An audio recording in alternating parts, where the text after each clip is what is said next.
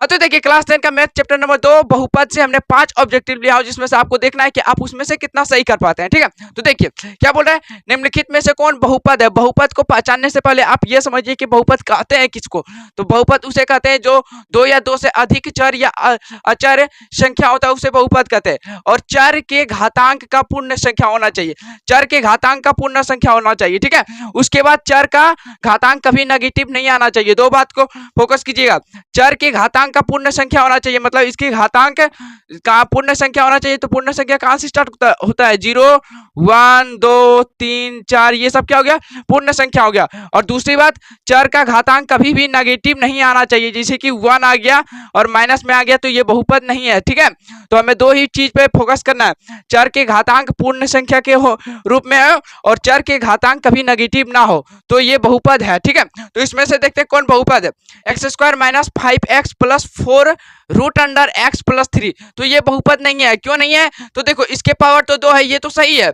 इसके पावर 1 है तो ये भी प्लस में, ये भी सही है। लेकिन यहाँ रूट में x है और रूट में x का मान क्या आ जाता है, रूट x का मान क्या हो जाता है, अगर जी इसको निकाले तो x के पावर कितना आता है 1/2, क्योंकि रूट का मान कितना होता है 1/2।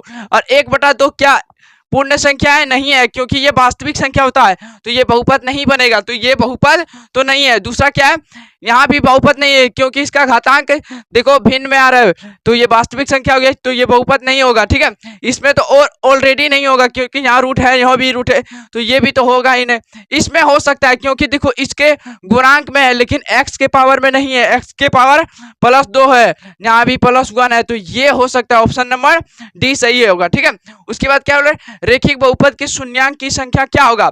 एक रेखिक बहुपद का शून्यांक की संख्या क्या होगा, जैसे कि मैं एक रेखिक बहुपद लिखता हूं x + 6, तो इसका शून्यांक क्या होगा, इसे हम कैसे पता लगाएंगे। तो इसके पता लगाने के लिए हमें एक सिंपल तरीका होता है कि चर के घातांक कितना है, चर के घातांक 1 है, तो इसका शून्यांक भी 1 ही होगा। ठीक है, इसका शून्यांक भी 1 होगा।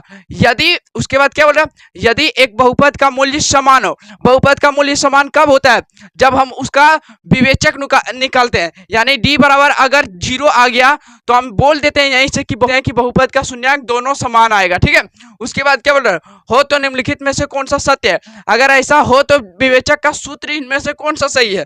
तो क्या है, d बराबर b² प्लस माइनस 4ac, यहाँ देखो प्लस माइनस आ गया तो ये होगा नहीं, क्योंकि माइनस में आता है। देखो d बराबर b² माइनस 4ac होता है, तो ये सही हो गया। ठीक है, उसके बाद क्या बोला, निम्नलिखित में से कौन बहुपद है।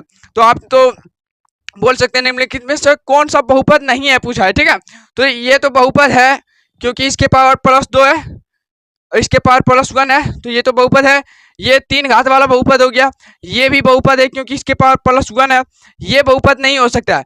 क्यों नहीं हो सकता, अगर जी मैं इसको सॉल्व करूं तो क्या आता है 1 + 1/x + 1 है। अगर x को हम ऊपर ले तो इधर है +1 में आता है कि नहीं, इधर नीचे तो +1 है x की पावर, लेकिन ऊपर जाएगा तो ये -1 में आ जाएगा, तो ये -1 में आ रहा है, तो ये बहुपद नहीं हो सकता है। ठीक है, तो ऑप्शन नंबर क्या होगा, डी हो गया, हो जाएगा। उसके बाद क्या है, बहुपद x² माइनस 11 का शून्यांक क्या होगा। बहुपद x² माइनस 11 का शून्यांक क्या होगा, तो देखो इसको सोल्व करते हैं। x² है माइनस है 11, अगर बराबर को उधर भेजे 11 को तो क्या आता है +11 आता है, और रूट को उधर भेजे तो क्या आता है x बराबर √11 प्लस माइनस में आता है। ठीक है, तो इसमें देखते हैं प्लस माइनस कहाँ है, तो ये है प्लस में और ये है माइनस में, तो ऑप्शन नंबर डी सही हो गया। तो आप बताइए इसमें से कितना सही किए हैं आप।